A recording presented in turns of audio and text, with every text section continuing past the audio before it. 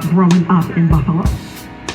I like the NFL team, the Buffalo Bills. I like Little League football. Also, I play street ball. The people in the community are really nice. Oh, wow. All right. That's great. Now, I'm going to ask you this question and tell the truth, please, sir.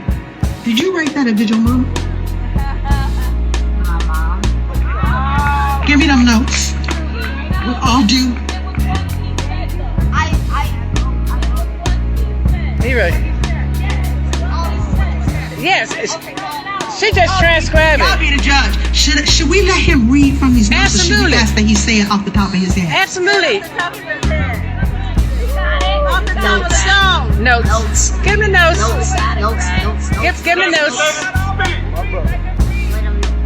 If you want to read, Half the read. people said, let him read, but another half said, talk off the top of your head. So somebody got to break the tie. I'll break Now, the tie. Give him the note. Betty Jean said, I'm queen. Let me break the tie, I guess. Yes. I don't know. Give him the note. He said it. Let him read what he wrote. Okay, Betty Jean said, let him read, y'all. So I'm just a project facilitator, so I'm going to do this, but I want y'all to know this, and y'all all hear this. I would say, because it came from your heart, young man, you ought to be able to recite it that way. Okay, now, you said something to me, sitting up in my kitchen, and I got kind of emotional about it, and you were looking at me, okay, she kind of emotional about this, I don't know why, but maybe I'll tell you why at some point, but you said something like this. If I know I'm just a kid growing up in Buffalo, but if I could make a dream city, Auntie Sherry, and I said, okay, and you said, if I could make a dream city, if Buffalo was going to be that dream city, I would change some things. And before he addresses that, I want to say this. He used to play, and correct me if I'm wrong, young man, didn't you used to play for the Beast Elite Ducks? Yes, ma'am, I did. Okay, he played for the Beast Elite Ducks, and something happened. In addition to being an extremely, profoundly gifted team, you got a gifted football team, let me tell you. And his big brother was standing right here, also plays football. They're wonderful athletes, but that's not why I want you to clap. This is what I want you to know. You can clap if you want to, but this is what I want you to know. Something happened a couple of years ago to the Beast Elite Ducks Little League football team. One of their coaches, and they love all of their coaches, and their coaches love them. And I know this because I've spoken with their coaches. And I've watched over the years as these teams that they've crafted and that my nephews belong to, right? And I watched and I observed how they are with them. And so I want to say this, I didn't know this, so it was illuminating for me. But Little League is important. Little League is about more than sports. Little League football is about more than football. Little League is about teamwork. It teaches unity.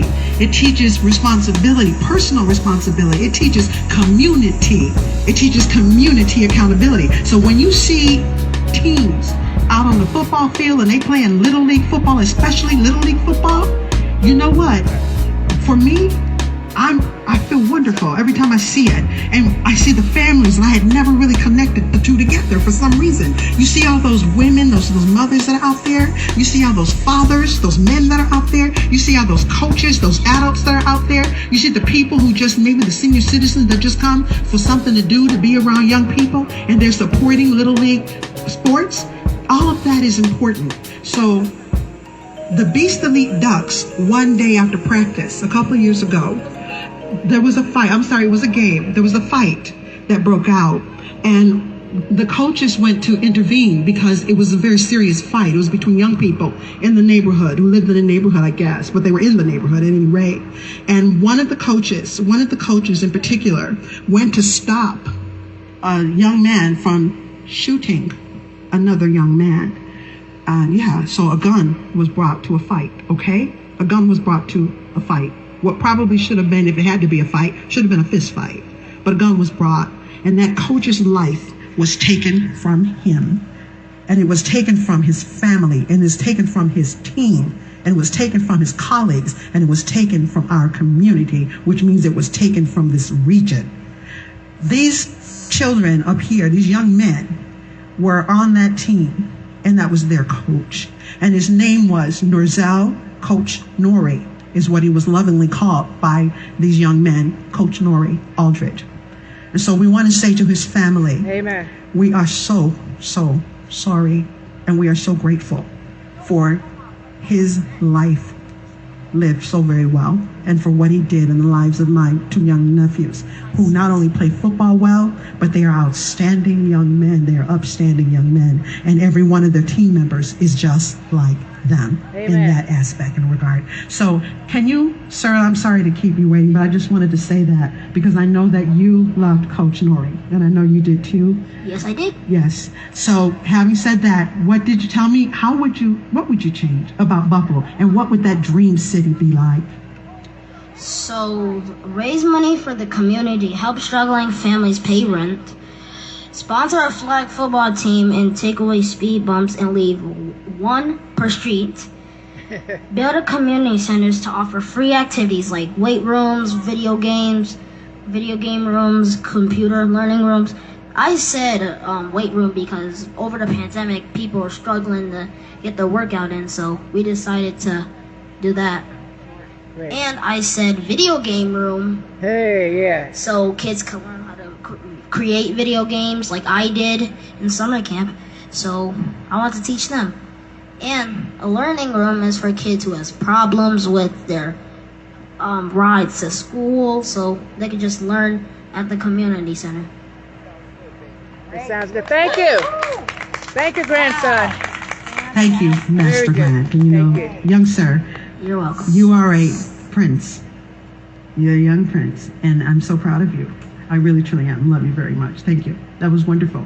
That wonderful dream, I wanted you to share it with people all over Buffalo and Erie County, Buffalo, Niagara region, United States of America, and anywhere else in the world. And the internet and social media helped make that possible. And you weren't nervous one bit.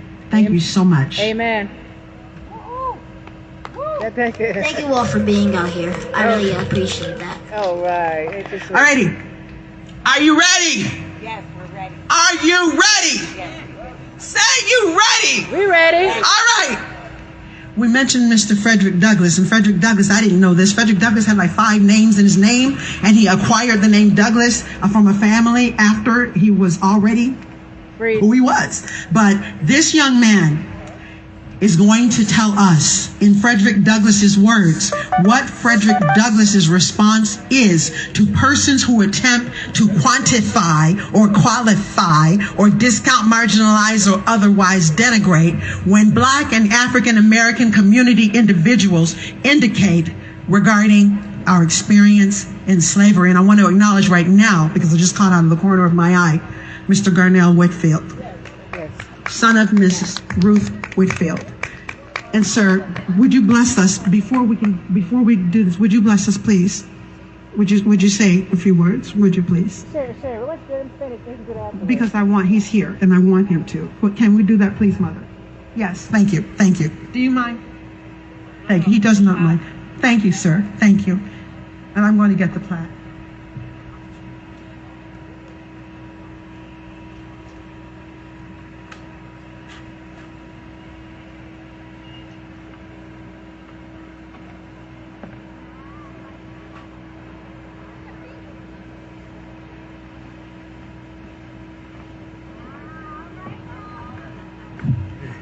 Good afternoon. Good afternoon.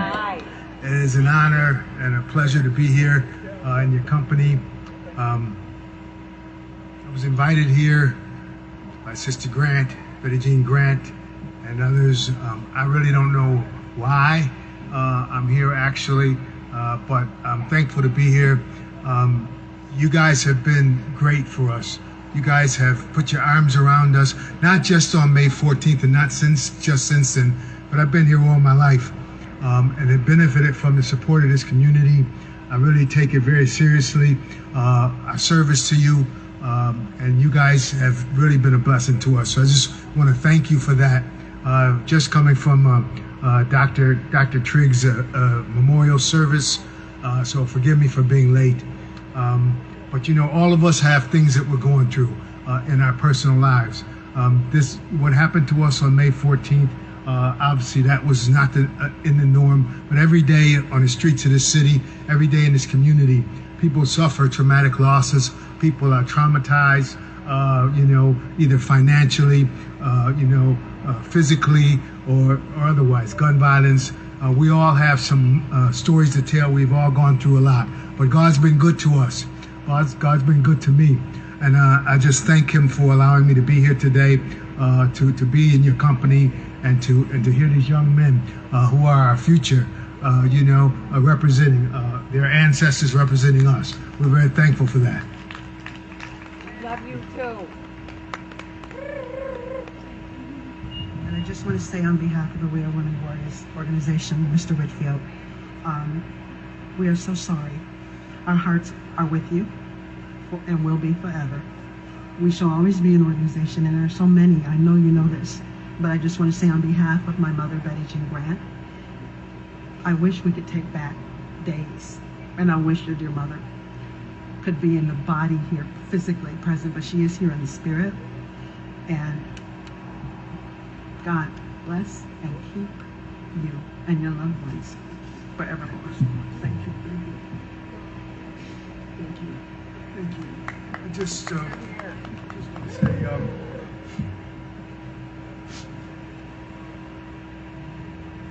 we've had an opportunity to be in the company of leaders of our community and of our nation even, and at every opportunity we want to lift up the good people of Buffalo. And it's a reason why this guy chose our community on that day. It is a food desert. It's an issue that's always existed in our community, and it was there long before the 14th. One of the things that's happened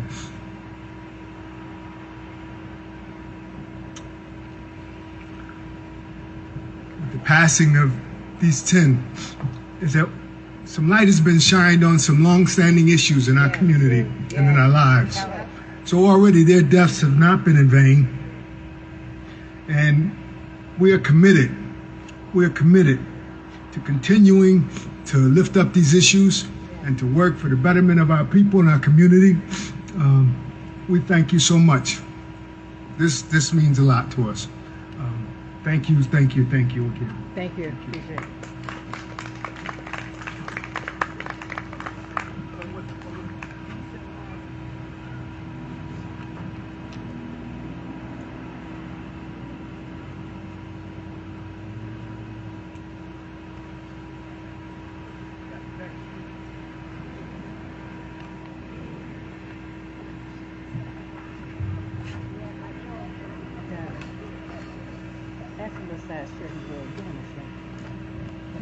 Thank you, Mr. Whitfield. Everyone, get ready. In the words of Frederick Douglass. I'll tell you what I really wear, so I'll tell you what I want to wear. This is an excerpt from a speech he made in about 1835 in England. He was speaking on the topic, my freedom and my bondage.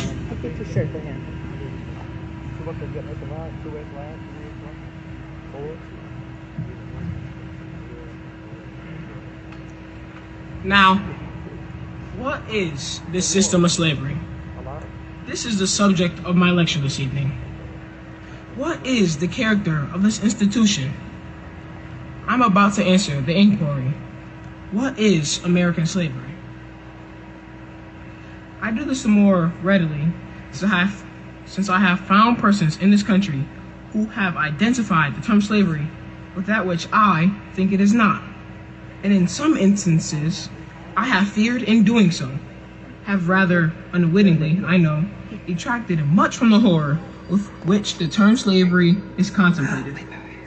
It is common in this country to distinguish every bad thing by the name of slavery. Intemperance is slavery.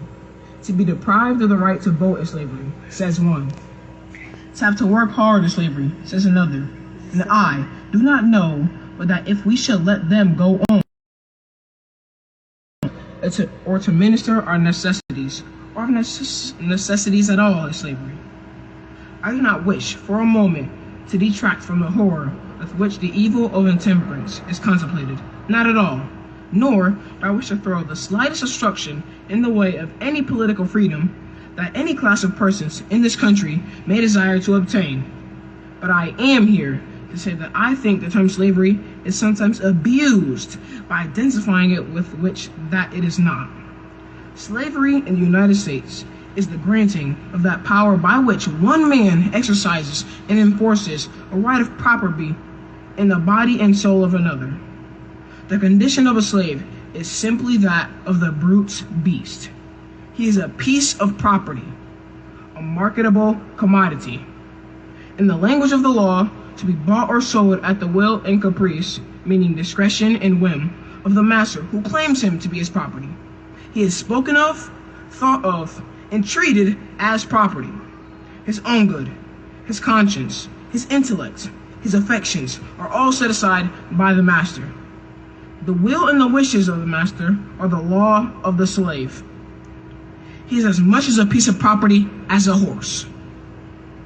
If he is fed, he is fed because he is property. If he is clothed, it is with a view to increase his value as property. Whatever of comfort is necessary to him for his body or soul that is inconsistent with him being property is carefully wrested from him, not only by public opinion, but by the law of the country. He is carefully deprived of everything that tends in the slightest degree to detract from his value as property. He is deprived of education. God has given him intellect. The slaveholder declares it shall not be cultivated. If his moral perception leads him in a course of contrary to his value as property, the slaveholder declares he shall not exercise it. The marriage institution cannot exist among slaves, and in 1/6 of the population of democratic America is denied its privileges by the law of the land. What is it to be thought of a nation boasting of its liberty, boasting of its humanity, boasting of its Christianity, boasting of its love of justice and purity, and yet within its own borders 3 millions of persons deny by law the right of marriage? What must be the condition of that people? I need not lift up the veil by giving you any experience of my own. Everyone that can put two ideas together must see the most fearful results from such a set of things I have just mentioned. If any of these 3 millions find for themselves companions and prove themselves honest, upright, virtuous people to each other, yet in these cases, few as I am bound to confess they are, the virtuous live in constant apprehension of being torn asunder by the merciless men-stealers that claim them as their property. This is American slavery. No marriage, no education, the light of the gospel shut out from the dark mind of the bondman. And he is forbidden by law to learn to read. If a mother shall teach her children to read, the law in Louisiana proclaims she may be hanged by the neck. If a father attempt to give his son a knowledge of letters, he may be punished by the whip in one instance, and in another be killed at the discretion of the court. 3 millions of people shut off from the light of knowledge. It is easy for you to conceive the evil that must result from such a state of things. Thank you. Thank you. Well done. Here. Well done. Amen.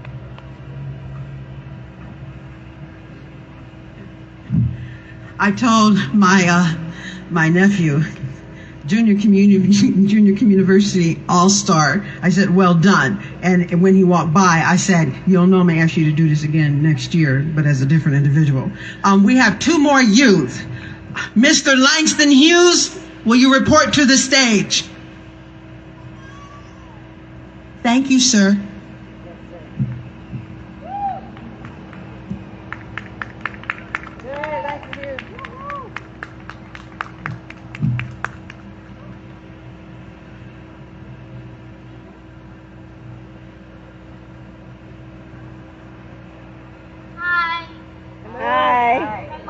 Philip Davis. Yes. Hi, Philip. Also known as Langston Hughes right now, huh? 1 second.